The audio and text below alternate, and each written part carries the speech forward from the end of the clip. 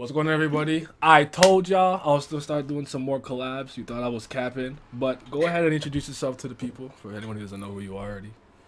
What's good? My name is Inspirashamul. I am a YouTuber mainly focusing on webtoons with Tower God and Purple Hyacinth as my main two big ones. But what's good, Nye? I've been watching your stuff for a hot minute, at least over a year now. It's great to finally be able to talk to you. I know. The thing about it is, I know I remember seeing your comments. Like Hmm. like there's certain comments when I've seen them enough, I know. Especially if you say something that's not stupid. I get a lot Yeah. of I get a lot of uninspired comments, but and then I'm like, oh wait, you have a channel, and now that's when I have to like, hey, I'm here to Oh yeah. support because I could definitely remember when I was just kind of get my foot in the water. Not that I'm some big fish or anything, but No, dude, you're 3,000 subscribers now, dude. Congrats. That's big. That's real big. thank you. I mean, I never even thought I'd hit 100. I never forget. I'll never forget that. But today That's awesome. we wanted to we're kind of doing a 3 part video maybe. Not Yeah. say 3 part, but 3 different ones because we wanted to do the. We'll save that for another time. But we're gonna talk about Hell Joe today. We kind of wanted to do something a little bit more Halloween themed. Oh In yeah. terms of Tower of God this October, and I don't think we talk about Hell Joe slash him with the Red Thressa enough anyway. So actually, I this was a really good opportunity to do that. I got no time to parlay, unless it's big checks or parlays. I've been rich, it's not far away. Light the spliff and I stargaze. Consultation with the constellations. They said the world was in a dark phase. It got me desperado for protection. Carry big strap in a guitar case. Oh, definitely. And Heljo is pretty OP, especially in the realm of what he's able to do within his floor. Obviously, in the grand scheme of things, he's not that great, as we've seen, but Yeah. I would say 2 things kind of make him dangerous from a power standpoint. Obviously, the Red Thressa. That thing is powerful. oh And I'll yeah. never, like, it's the only thing that I've seen that pierced your skin. Hmm. And she's durable as hell. We know how shit resistant she is. So that's still impressive. But obviously, on the floor of that, all right, he the 43rd floor, he's different. He has Oh yeah. control over Shinsu and all kinds of stuff. So it's just crazy because he was one of those characters that within his environment he basically is God. If you take him out of it, he's not going to be as powerful. Not even Oh yeah. close. But I I think mean, go ahead. one of the interesting things is that how the Red Teresa, especially when Bomb acquires it in season 3, just how much damage and power it does.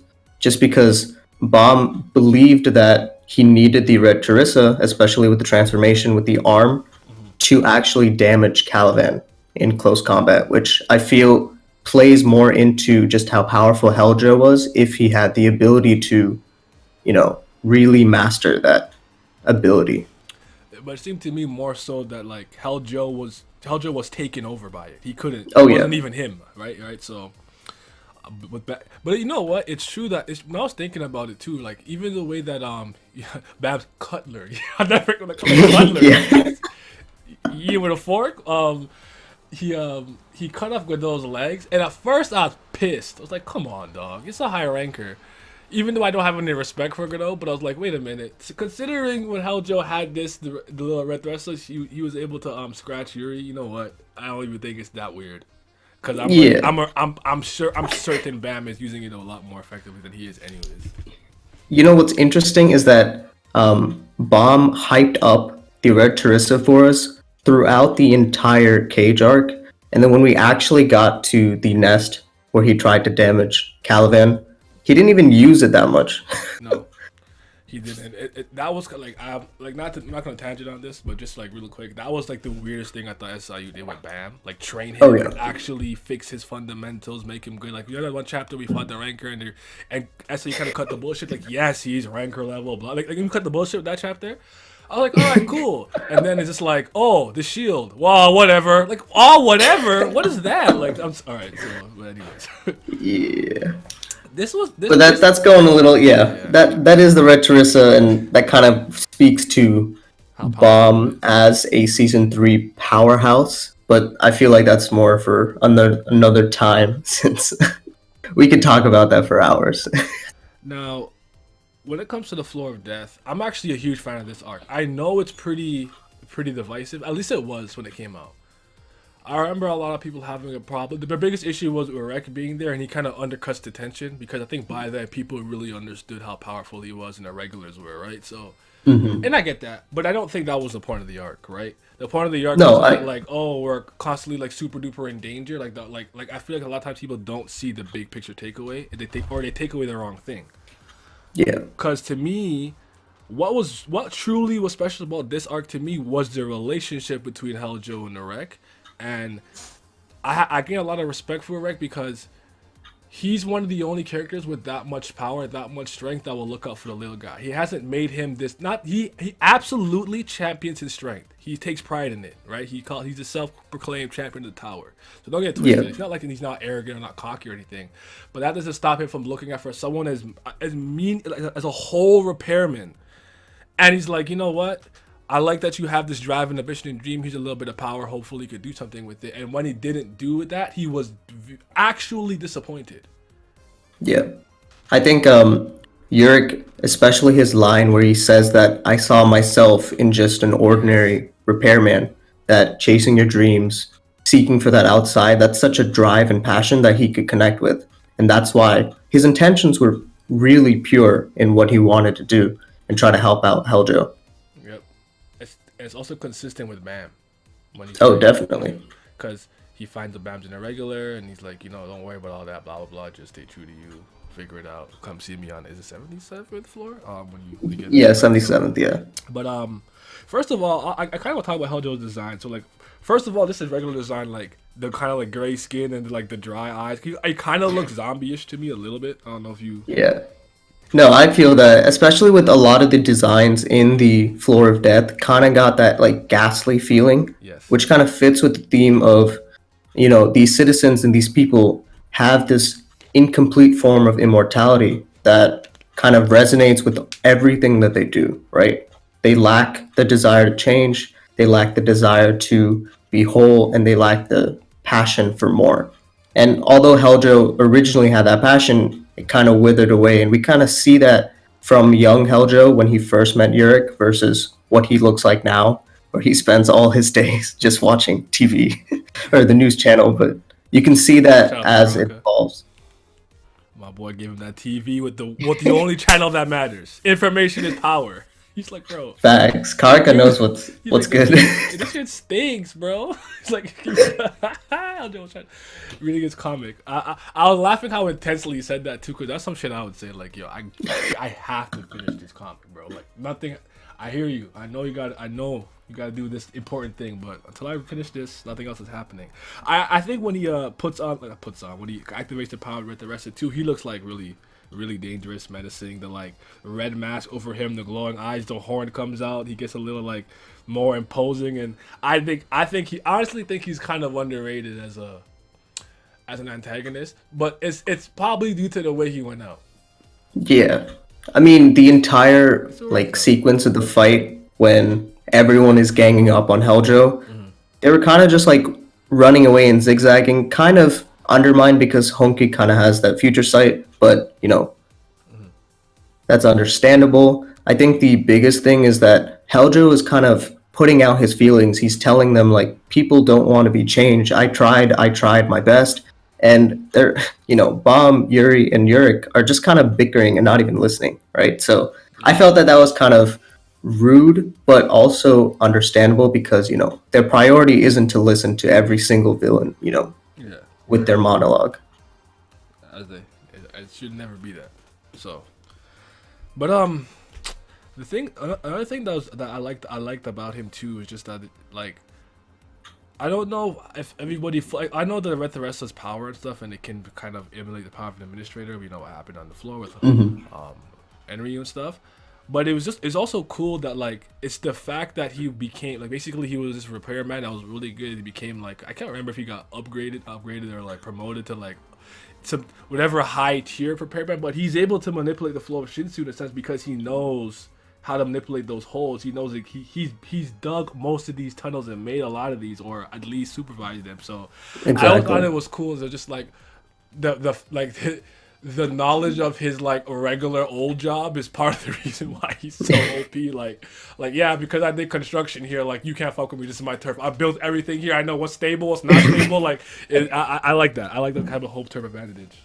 Exactly. And it's not usual for SIU to have that kind of intricate backstory that ties in with the powers, right? Generally, SIU has some grand themes that go into it, but with Heljo, he really went out of his way to mesh the personality with the power and how that actually puts Heljo in a super advantageous position in the floor of death itself. And I also like the little quirk of Heljo of him reading the comic, and the comic was the inspiration for him to get everyone to attack, quote unquote, his castle, and how he takes on the role of the antagonist in his comic to push his agenda. I felt that was a really nice little moment there. It's pretty juvenile, but I definitely think it was funny. Like, oh, this is kind of cool. I'll do this. I get it. I've been there. So I think he's doing like Hero 12 or whatever. I think it was called. Whatever it was called. Yeah, I don't even remember. I just know that what was it? Quant, his little face in there, all his promo and his like brand deals has moved into comic books as well.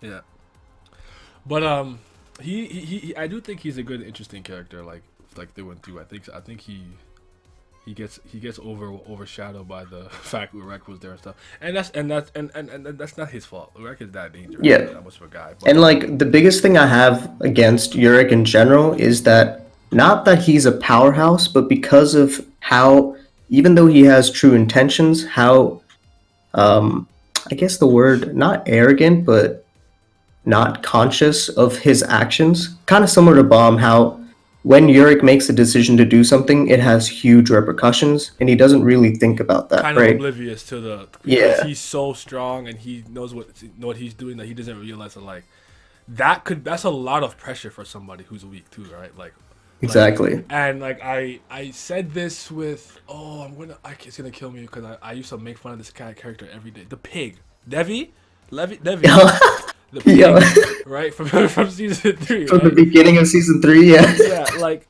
a lot of times too is like I'll say is when you give a character. Well, I wouldn't say Heljo was oppressed, but he definitely had a goal and wanted to get out of there, right? And like his goal was to get everybody out of there, and like maybe in some ways this reminds me of maybe something in his real life or the fact that he wants to get out the tower, right? Yeah. So I thought that was cool. That was cool, but shit, I lost the plot. I had a point.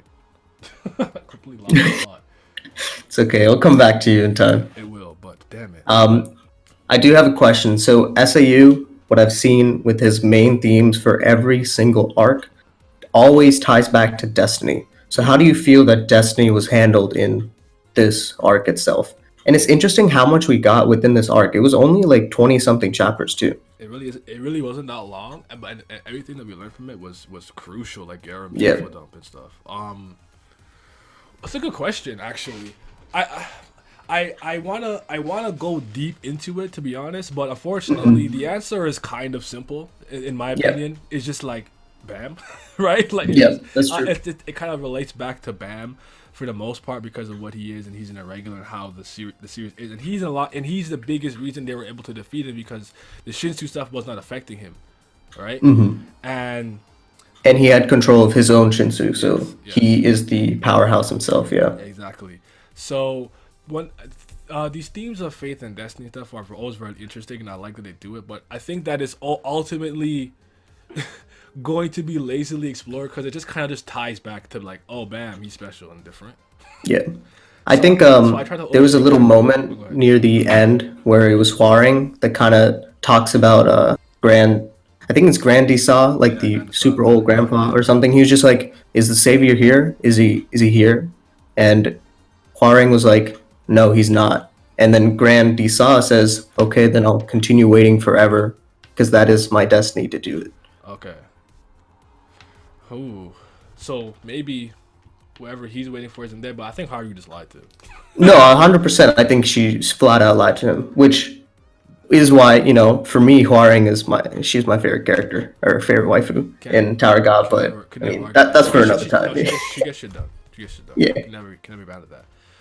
That is interesting. I never really thought about it. I think the thing that I most liked about this arc is I don't like this about Tower of God in a lot of ways. Like, okay, what's my dude in the wheelchair? Oh, I actually remember I was saying Devi, right? So Yeah.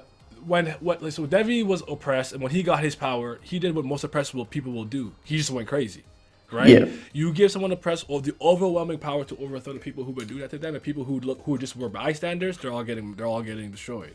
And Hell Joe was a little different. I don't know if he was oppressed. Maybe he didn't want to be there, but now it's like, okay, this really important dude gave me something very special and dangerous, and has big expectations for me, and that can be a lot for somebody who's not ready for that. I've heard a lot of times small streamers, if like Ninja like would randomly like give them like a million viewers, they're overwhelmed. They're not prepared to deal with that many viewers at the same time. So I think that could have kind of played into Helljo's downfall. But ultimately, I just think the power of the Red Teresa was just too much for him to handle. But I'll say this too real quick.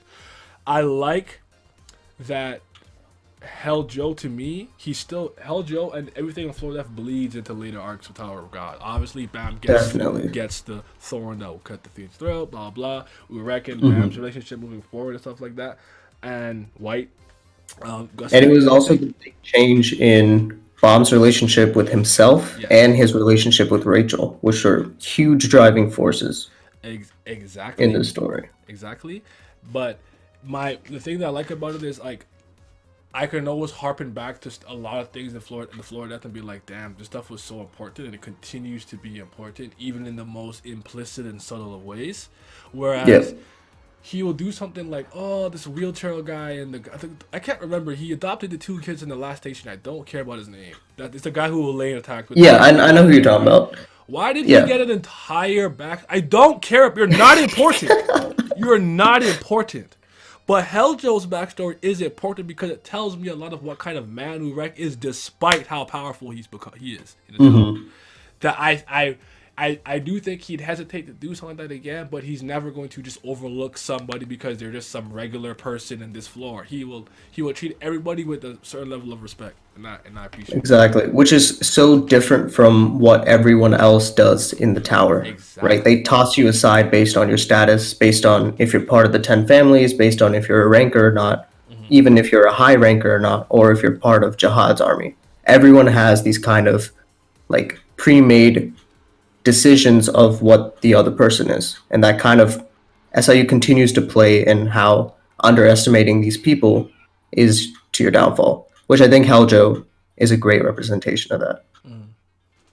I think another thing that's interesting about Helljo and why his character arc is so special is because the real turning point was because he lost an election. That's true. Right? The Grand Family kind of rigged. I don't know if they actually rigged it, but it seems like they rigged it, or the people that lived in the Floor of Death. And it kind of ties back to the idea of immortality and how the lack of death plays with people's expectations and how they grow complacent. And I felt that the election was a real big turning point and to show why Helljo became the person that he became, becoming one with the Red Teresa. I agree with that. I never really thought about that part, but that's definitely true because that probably would have played into what his goals were and probably frustrated him. He's like, all right, we'll do it this way then. Exactly. And I think like it comes with the perspectives, right? Someone that is afraid of death can't possibly make the same decisions as someone who doesn't have to deal with that. And I think this ties back into the the family leaders, right? They're not going to die anytime soon. Nope. And it kind of shows how the way that the citizens of the Floor of Death is the same exact way that the great families are. Yeah. This was kind of like this weird little almost like a prototype prelude to see, like you could see there's some seeds here that could probably use in different ways for like some later stuff, which I always definitely. And then the name station right before the Floor of Death was also another kind of breaking down or deconstructing what the 10 families have built and their kind of ideologies. Yep. So this arc, which came right after, focused on that immortality as a whole. Now, I don't believe that SAU, kind of uses immortality to its fullest. I believe like a series like Land of the Illustrious or Hoseki no Kuni, which I read pretty recently, Yeah. that has a phenomenal way of dealing with immortality. But How do they do you it? know, SIU. Go ahead. How do they do it? I'm saying, I'm asking. I'm familiar with the series. I haven't really read it or watched much of it. Yeah. So to not spoil too much, Okay, that's fair. All right. the characters or the gems don't even understand the idea of death, and is kind of tackled on really early. Um, how do I put it? So there's this conversation that Fos, who's our main character, has, and he's trying to like figure out what it means for someone to die. Like he asks this creature, like, "Oh, like, well, I can just call them back again, right? You know, when they slept for a bit." And like the creature's like, "No, like when you're gone, you can't even, like, you can never talk to them. The memories that you have start to fade, and what, so on and so forth." And that happens pretty early in the series itself. Definitely, you should check it out if you can, because I believe it. Just for the idea of immortality, it really sells that point. But of course, I like the SIU. visuals, and I read a little bit. Mhm. I'll get into it. It's one of those things where like I'll be overwhelmed sometimes. So Yeah, yeah, you know, I feel that. and And like SIU, you know, he has so many themes and sub themes that he tries to incorporate into the story.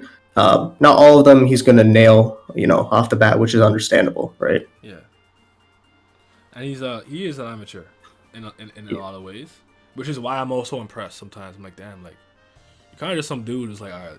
Not, I mean, a lot of webtoons, a lot of artists are like that, but like I could like, especially in the beginning, I could see how much he's improved in all aspects. So, Oh yeah, but oh yeah. I was gonna ask you about kind of the end of Hell Joe. So you know, Urek puts him with the syringe, blast it, gets it out, Yeah. it goes to Bam, and now Hell Joe just like, nah, like I don't want to do it, just get out, leave, go away.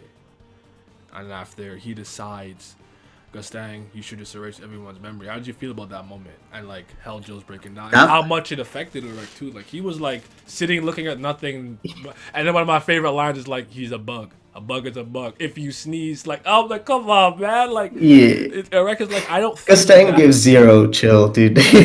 Yeah, like you just so like I thought I wasn't sure how Helljo was gonna react, but when Helljo was like, I don't know if he was ashamed or just like, I can't do it, I'm not strong enough, just get out of here. Like you don't understand because like you're you, I'm me, you're OD powerful. I'm a nobody. I'm a whole repairman. Yeah, I think I felt I was Helljo. hurt. I was hurt. I was hurt. I was hurt too. I think Helljo understood his place in the hierarchy, Yeah. and he was truly defeated, both, you know, physically by getting stripped away from that power, but also mentally by understanding what it's like to have power and still not be able to get what he wants. Yeah. And You know, they say ignorance is bliss, right? Yep. And Urek's kind of reaction to that was hard. Being able to just wipe away all that memories. I didn't really like the whole memory reset, but I don't know if SIU is going to do something about it, because at the end of the arc, Bomb says, "I know for a fact I'll return." yeah. So that's kind what of does- that's kind of my next question. what is he setting the stage for? Is my question. That was kind of my next question, just for you, just cause like I kind of like to throw a little wild one out there, but like we come back. Do you think Helljo will play any super important role if we come back? I don't to think Lord so. Death? You don't think so? You think he's played his part? That's it. He's done. I think he's I just only going to be a simple repairman, dude. I asked it for this reason. I'm not saying he's gonna come back and he's like, I now control the floor of death. Like not like he might just be in the arc a little bit. Is kind of what I was saying, because the reason why I say is this. If you don't know, now you know my favorite character is Mio Love. I Yeah. never thought I'd see that nigga again in my life. You don't understand. I'm like, yo, is that Gus and Mute? There's no way I did not think. He's just some ranker, you know. Like I know I resonated with him deeply, but I Yeah. know what a character like. Yeah, he's not like important character. So like, I felt Hell Joe had a bit of a bigger role and bleeds into parts more. So I'm like, if we ever come back here for any reason related to Arlene, Henry, whatever the case is. And if Urek comes, whatever, I think Hell Joe will be around. I'm not gonna like again. He might not do anything crazy, but I think we'll see him. So I guess the way that I see it is, if we return back to the floor of death, it's going to be tied with the Red Witches Guild, right? So I think Helljo will have pretty like nice relationships with the Red Witches compared to what he had before, where he was just killing and changing destiny. Right? I thought that was a really cool line that Hwarang said, where she said that Helljo was physically changing the destiny of Red Witches by killing someone who shouldn't have died at that moment. Interesting. So I feel like he would tie in there. I don't really see like where do you think he would play in if we return back to the Floor of Death? Interestingly enough, if it kind of depends on my head kind of but that kind of depends on where we are and how far we are. We come about how strong are certain characters and how far into the end game we are. But with me, because he has such an understanding of the floor, first of all, that's always useful because he might have some path to get to some place easily or undetected or something like that. So that's always useful to run into him. If Urek's not there and Bam is, you know how Bam's in a regularity, and maybe he can exude a certain energy like, oh, this guy reminds me of Urek or something like that, and like I don't know if that cultivates some type of relationship, and they're cool, and maybe because Bam kind of understands the weaker people better, he can do what Urek could have done for Helljo in a different way without having to just like strut with my shirt off and my tattoo. What's up, babies? Like his approach could be different.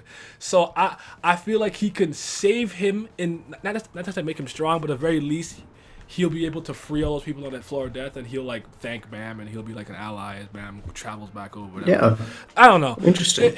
I'm probably overthinking it and it won't happen, but it'd be nice. I actually do. No, I do, and I felt bad for how it all ended. Yeah, I think that's a really like nice way of coming back to the arc, right? I feel like we would have to kind of have some way of redoing like the whole Grand family's like debacle because all their memories are wiped, so they would still be waiting for this quote unquote savior and to come save them all. His second coming might be the time where he's the savior. Maybe he's not the savior because he's just not. He doesn't have what he needs. Yeah. But yeah, what's your favorite Helljo moment? Oh gosh, my favorite Helljo moment. I feel like it was the moment that he was stripped away from the Red Teresa with that special drug or whatever. Because one, it tied that drug to Leibero attacking the workshop arc, and it finally showed like true separation of the person. Because before, when we saw Helljo, it was always Helljo and Red Teresa, right? We never saw the true Helljo until that moment. All right, I feel it. What about you? For me, well, the line is I gotta read this comic, especially how intense it was. But it's this exchange with Karaka when he's like, "You got me a TV, but it's just the damn news." And Karaka's like, "Isn't the news the best? I only watch the news." Like that just took me out. Like those little things make me laugh. Like you know when Yuri's like when Thing takes off the little shackle on his leg, but I think it's Loki for like perverts, and she's like, "Hey, what is that?" She hit him in the head. Like that stuff made me laugh. So that I see you got some really great moments like that. Yeah. I think even like a powerful line, like he gives characters such powerful lines every now and then. Like the start of this entire arc, Evan just looks down from the train and he says, "You won't be able to see the truth until you jump down from here," which kind of like sets the mood for the entire arc, which I felt SIU does really good with dialogue like that. Yeah. I'd also say I like his cocky moment when he thinks he's done something to Urek. Like he's going to town, he's punching him and doing weak beam everything. And oh yeah. He's like even I have like that moment, and then that moment where he's like, wait a minute, like I didn't do shit to him, and you know that realization, like like you said, like I have all this power, I'm here in my domain, and I can't do nothing. You know that hits. I was like, oof. Sorry, guy. Like that moment right there kind of reminded me of Enryu, or not Enryu, sorry, NL in One Piece. Oh, okay. Like him in his domain, being the god in that little sky island, right? Like the same kind of feeling happened to me where Luffy, the exact counter. Well, I feel like Luffy kind of fits better with the ability versus for the counters, but Urek is just so overpowered that he's not even using more than 5% the entire arc. He never exceeds 10%, of Yeah. just physical strength, but I can't trust that solely due to the fact that he never wanted to hurt Helljo. I still think, and he wasn't bloodlusted. I still think he held back. I don't think he even True. punched him that hard. And you saw True. how powerful that one punch was anyway. Yeah, My dude. dude, That was UJ, whatever, he was above the corpse, everything way up, and he's still seeing the aftermath. he still saw it, Punch. yeah. I was like, God damn, Destructive, dude. this is like 7.4%. Oh jeez. So no Shinsu. God damn. Right. So. But anything else? Anything we think we forgot concerning Helljo? I don't think so. Because like ultimately, I'll say this: he's one of the characters that had like a backstory and stuff that I think is gonna be relevant and important moving forward. And even if it doesn't like manifest itself in some grand scene, I know that all the things that happened and all the information we got here was important moving forward, which makes me feel that his character, this arc, this floor, is not a waste of time at all. Exactly, and especially since we can still remember it with such like clarity. Granted, I mean, I kind of read it a week ago to just reread it, but still, like the uniqueness of Helljo with both his personality, the role he played in this arc, and the floor of death that was hyped up for like years and years, right? It finally had to pay off. Now, the one downside to that payoff is that the floor of death was supposed to be deadly and no one died. But other than that, the threat level was really high based on how Helljo was presented. Yes, and I still think that he still has some crazy feats regardless. So Oh yeah. put respect on him for whole repairmans doing their thing. Shout out to Helljo. Floor of Death was an awesome arc. If you didn't like it, you're wrong. I'm sorry. I don't want to hear it. But where can people find you?